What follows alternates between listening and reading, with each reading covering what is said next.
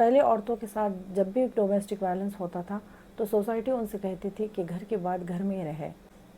2005 میں جو ایک قانون پاس ہوا تھا اس نے عورتوں کی لائف میں بالکل ایک گیم چینجر کا کام کیا، جسے ہم ڈومیسٹک وائلنس ایکٹ 2005 کہتے ہیں۔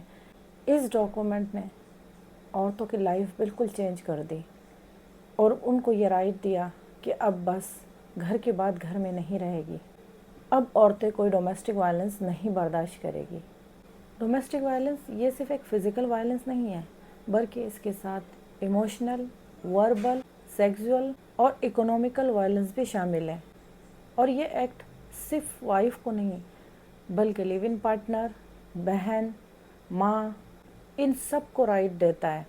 ہمارے سوسائٹی میں اب بھی ایک مت ہے کہ لوگ یہ سمجھتے ہیں کہ یہ رائٹ صرف اور صرف وائف کو دیا ہوا ہے، لیکن یہ جو رائٹ ہے وہ صرف وائف کے لیے نہیں بلکہ ساری عورتوں کے لیے ہے جو اس سماج میں ڈگنیٹی کے ساتھ رہنا چاہتی ہے۔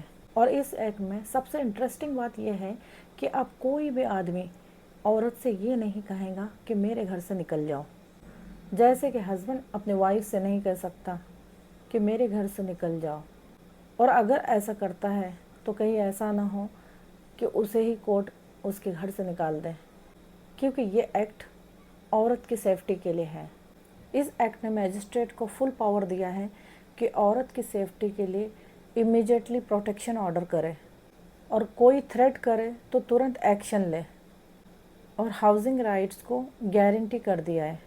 تو گائز یاد رکھنا کہ اپنا گھر وائلنس کے لیے نہیں ہوتا ہے بلکہ پیار کے لیے ہوتا ہے، اور اگر کسی گھر میں وائلنس ہے تو ڈومیسٹک وائلنس ضرور اپلائی ہوگا۔